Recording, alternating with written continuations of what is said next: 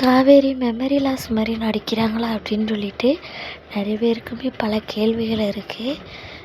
எனக்குமே பல கேள்விகள் இருக்குது. ஏன்னா அவங்க செய்கிற எல்லா செயல்பாடுகளுமே அப்படி தான் இருக்குன்னு சொல்லலாம். ஏன்னா கல்யாணமும் வேண்டாங்கிறாங்க, பாப்பாவை பார்த்தாலும் ஒரு ஃபீல் பண்ணுறாங்க. அப்படிங்கும்போது எனக்கு தெரிஞ்சு இனி வர எபிசோடில் அவங்களுக்கு உண்மைகள் தெரிய வந்தாலுமே அவங்க பாப்பா சேஃப்டிக்காக எதுவுமே தெரியாத மாதிரி இருப்பாங்களோ அப்படியெல்லாம் எனக்கு தோணுது. இருக்கலாம் சில நேரம் எல்லாம் தெரிஞ்சும் தெரியாத மாதிரி இருக்கிறது. சில பேர் நல்லதுக்காக சரி நம்ம இப்படி இருந்தால் நல்லது நடக்கும் அப்படிங்கிறதுனால இருப்பாங்க. ஒருவேளை அப்படி ஏதாவது ஸ்டோரி கொண்டு போவாங்களா அப்படின்னு எனக்கு தோணுது.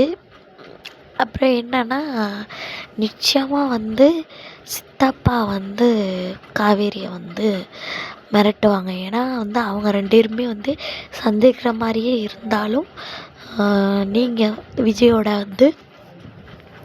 நீ ஓவராக அட்டாச்சாக இருந்தீன்னா நான் உன் குழந்தைய இப்படி பண்ணிடுவேன், குழந்தைக்கு பாதிப்பு வரும், நீ அவங்ககிட்ட நெருங்காத அப்படி இப்படின்னு சொல்லிட்டு பிளாக்மெயில்ஸ் கூட பண்ணுறதுக்கு வாய்ப்பு இருக்குது.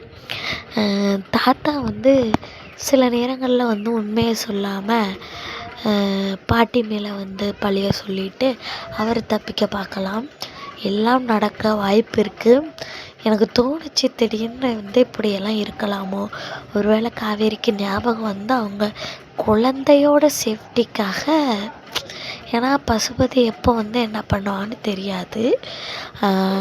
இன்னொரு டவுட்டுமே இருக்குது, அந்த பசுபதியோட ஒரு இதே காட்டலை. அவங்க என்னானாங்க சாதிகா அவங்களெல்லாம் காட்டலை, ஏன் அப்படின்னு தெரியலை. இருந்தாலும் நர்மதா அவங்க காட்டாதவங்க எல்லார் முகத்தையும் திடீர்னு ஏதாவது ஒரு வகையில் காட்டினா கூட ஓரளவு நல்லா இருக்கும்.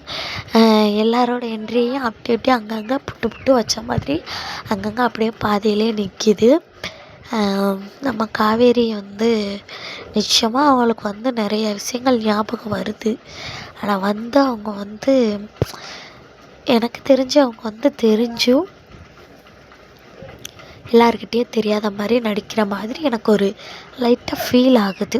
பார்ப்போம் உண்மையா இல்லை பொய்யான்னு சொல்லிட்டு. இதேமாரி அப்டேட்ஸ்க்கு நம்ம சேனலோட இணைந்திருங்க.